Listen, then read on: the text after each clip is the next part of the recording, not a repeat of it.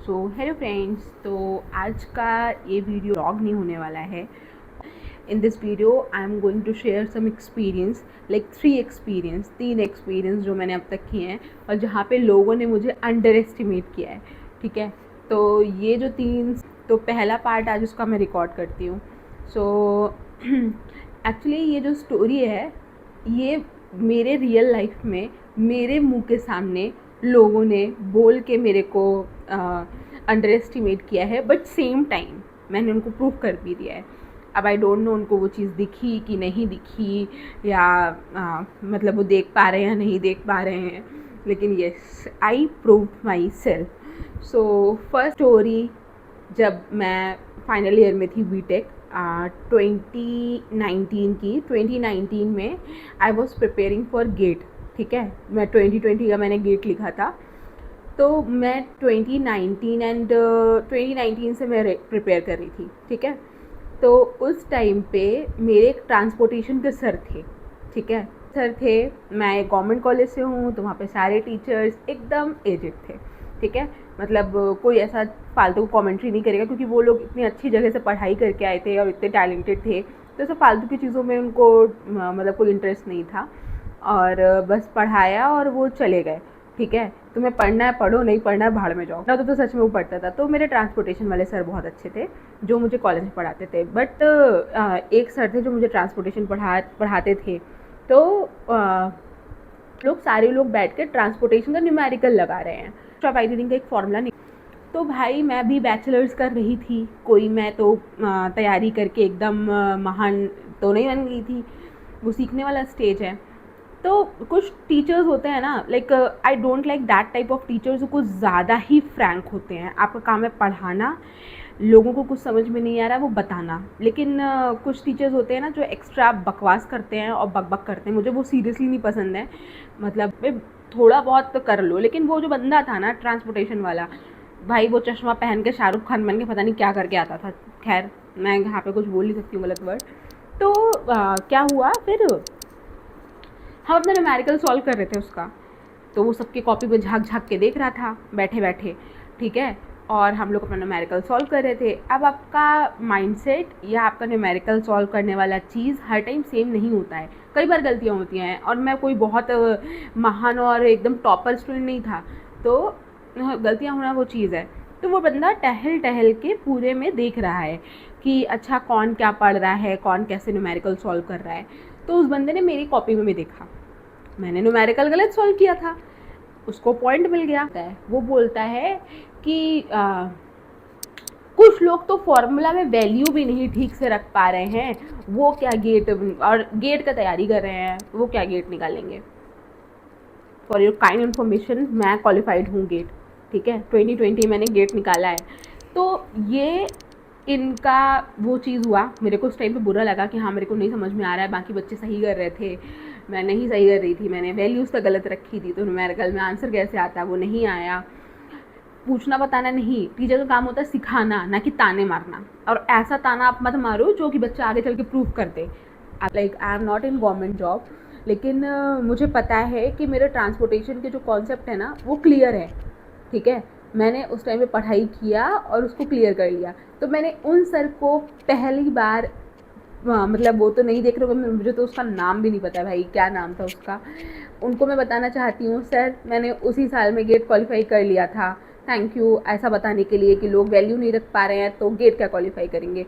उस same day उस same time पे अगर मैं एक फॉर्मूले में सही वैल्यूज़ नहीं रख पाई या एक आंसर नहीं निकाल पाई, इसका ये बिल्कुल भी मतलब नहीं है कि मेरे आने वाले फ्यूचर वाले एग्ज़ाम्स में या आने वाले गेट वाले एग्ज़ाम में मैं सेम गलती रिपीट करूँगी और उसको नहीं कर पाऊँगी। लाइक आप एक छोटे से 2 × 2 वाले फॉर्मूले में अगर आप 6 बोल दिए या 4 की जगह पे और गलत चीज़ बता दिए, ये आपको बिल्कुल भी डिफाइन नहीं करता है कि आप आगे चल के क्या कर पाएंगे क्या नहीं। तो बातें उतनी करो जितनी लोग बर्दाश्त कर सके। तो मैंने फिर गेट क्वालिफाई किया, नॉट दिस टाइम, 2020 मेरा गेट पहली बार जब मैंने पेपर लिखा वो क्वालिफाई हो गया, मेरा फर्स्ट था।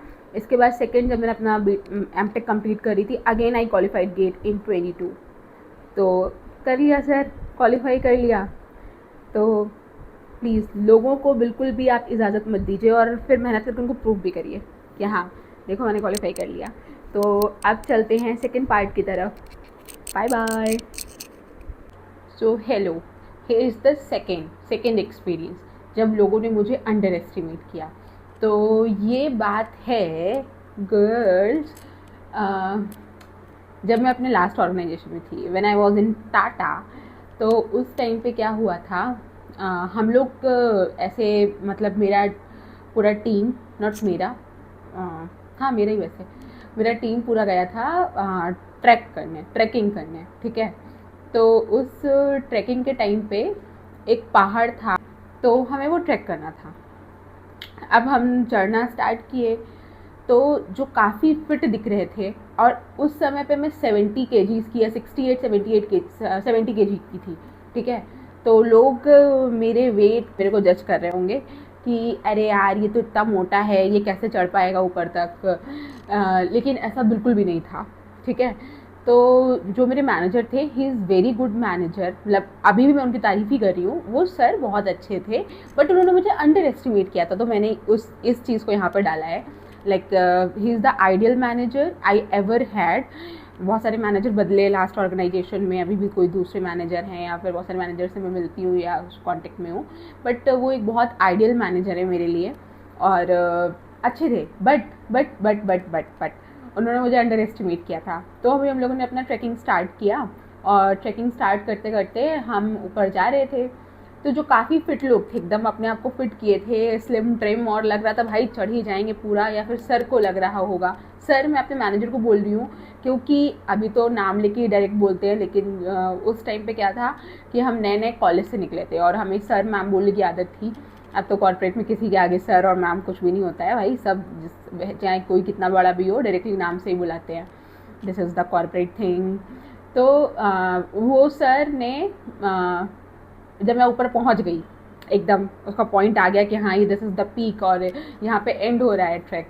तो जब मेरे सर पीछे से आ रहे थे, लाइक मेरे मैनेजर आ रहे थे, तो वो मुझे देख के बोलते हैं दिव्यांशी तुम वहाँ पहुँच गई क्या? तो मैंने बोला हाँ, मतलब मेरा भूत नहीं मैं ही हूँ। तो उन्होंने बोला मुझे लगा था कि आप आधा ट्रैक पे ही रुक जाएगा। नहीं सर, हम आधा ट्रैक पे नहीं रुका, हम पूरा ऊपर तक आया। मैं बोली सर आपने मुझे, उनके सामने ही बोल दिया, अच्छे मैनेजर थे, सर आपने मुझे अंडर एस्टिमेट कर दिया था सर, देखिए मैं फाइनली ऊपर आ गई हूँ। और जिनको सोचा था कि ऊपर तक आएंगे, वो बीच में ही रो रहे थे या फिर बैठे हुए थे, लिटरली रो रहे थे। मतलब मेरे टीम में एक बंदा रो रहा था बीच में बैठ के, जब पूरा वो ट्रैक कंप्लीट करना था। भाई उसका जूता उतर गया था, उसके चप्पल, उसको चोट लग गई थी, पता नहीं क्या क्या हुआ था, और वो सच में रो रहा था। बट सर को लगा था कि वो ट्रैक कर लेगा, बट दिव्यांशी नहीं कर पाएगी। बट हाँ, मैं जैसी भी दिख रही थी, मैं फिट नहीं लग रही थी सर को, बट मैंने ट्रैक पूरा किया। और यस, तो उन्होंने मुझे अंडर एस्टिमेट किया था, but he is very good, मैं उनकी बुराई बिल्कुल भी नहीं कर रही हूँ, बस अंडर एस्टिमेट वाली वीडियो बन रही है तो ये पार्ट भी डालना था। ओके फ्रेंड्स, मिलते हैं लास्ट एंड थर्ड पार्ट में। और वो वाला जो पार्ट है वो होने वाला टाइम मीम और चीज़ें देखते हैं इससे रिलेटेड, वैसा कि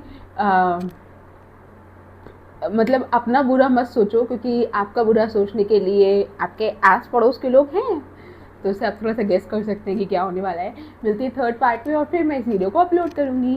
बाय बाय। मैंने 2 स्टोरी आपको ऑलरेडी बता दी, और वैसे मैंने बोला था कि तीसरी स्टोरी रिलेटिव से रिलेटेड होने वाली है। लोग जैसे कि सोचते हैं हमेशा कि प्राइवेट जॉब से बेटर है गवर्नमेंट जॉब। मैं इस पर भी एक वीडियो लेके आऊँगी, आई नो किसी ने कोई रिक्वेस्ट नहीं किया है, बट येस, मैं एक वीडियो लेके आऊँगी जिससे पता चलेगा कि क्या फ़र्क है प्राइवेट में और क्या फ़र्क है गवर्नमेंट में।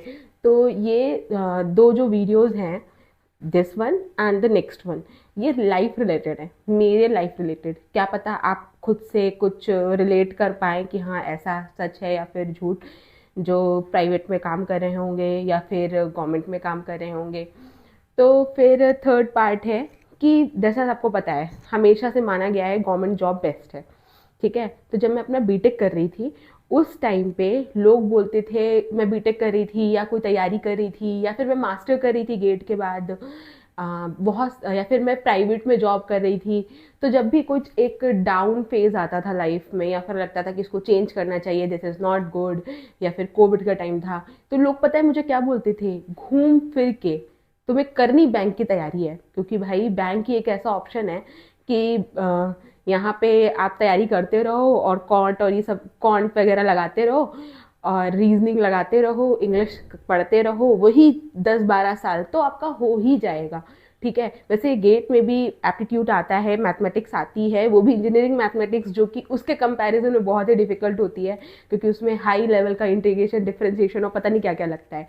बट ये जो रीजनिंग और एप्टी वाला क्वेश्चन होता है बैंक का, अगर आप इसको कॉन्टिन्यूस प्रैक्टिस करते रहोगे तो वो एक सेम पैटर्न फॉलो करता है और आप उसको उसमें मास्टर्स करके उसको निकाल सकते हो। मैं ये नहीं कह रही कि वो ईजी होता है, ऑफकोर्स वो टफ होता है, कोई भी चीज़ ईजी नहीं है, सब में हार्ड वर्क लगता है, बट सामने वाले को उसके कंपैरिजन में बार बार लाना कि कुछ भी घूम फिर के कर लो, करनी तुमको बैंक की तैयारी है।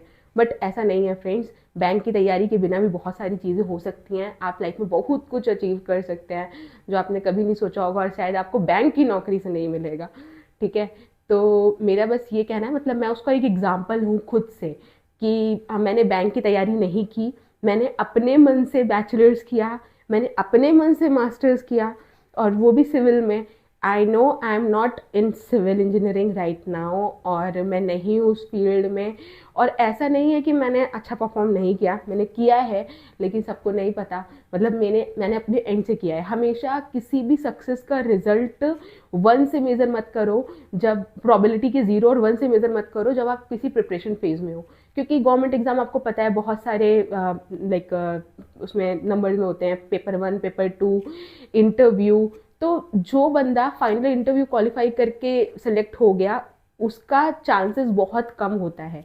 ठीक है, लाइक वन वाला कि हाँ फाइनली सेलेक्ट हो गए, लेकिन सेम टाइम जो प्रिपरेशन कर रहा है, जिसने 1 क्वालिफाई किया अपनी मेहनत से, 2 क्वालिफाई किया, इंटरव्यू क्वालिफाई नहीं कर पाया, या सेकेंड राउंड क्वालिफाई नहीं कर पाया, उसको बिल्कुल भी अंडर एस्टिमेट मत करो। ठीक है, क्योंकि और कभी भी इसका रिजल्ट ना प्लीज़ 1 से मत मेज़र करो, हमेशा 0.02, 0.5 इस तरीके से मेज़र करो। तो जो लोग मेरे को बोलते थे, हमेशा अंडर एस्टिमेट करते थे कि कर कुछ भी लो, घूम पूरी दुनिया लो अपने मर्द से, एंड में तुमको करनी बैंक की तैयारी है। सो प्लीज़, मैं उनको बताना चाहती हूँ, मैंने पूरी दुनिया और सारा चीज़ कर लिया, और मैंने बैंक की तैयारी भी नहीं की, और ना मैं करना चाहती हूँ, मुझे नहीं करना वो बैंक का तैयारी। मैं जो प्राइवेट सेक्टर में हूँ, जो मैं काम कर रही हूँ, और जो मुझे मज़ा आ रही है आईटी में, वो शायद एक गवर्नमेंट वाले को नहीं आ रही है, आ रही होगी अगर मैं बताऊँगी कि मैं क्या कर रही हूँ। आई नो इसके इक्वल मतलब बेनिफिट्स भी हैं और लिमिटेशंस भी हैं, लेकिन yes, this is not a bad thing, लेकिन आपको सही प्लेस पे मेहनत करके आना होगा। और मैं नेक्स्ट वीडियो में बताऊंगी how IT and government is different, और क्या फ़र्क है किस में, और क्या लिमिटेशंस है किस में। तो आई होप आपको मेरा वीडियो अच्छा लगा होगा। तो ये 3 जगह थी जब यहाँ पे लोग मेरे को अंडर एस्टिमेट कर रहे थे। ठीक है, आई होप आप लोगों को अच्छा लगा होगा, और ऐसी वीडियोस देखने तो प्लीज़ कमेंट करना। आई नो कोई भी कमेंट नहीं करेगा, बट फिर भी मैं वीडियो बनाती रहूँगी। थैंक यू फॉर वॉचिंग, मिलते हैं नेक्स्ट वीडियो में, बाय बाय।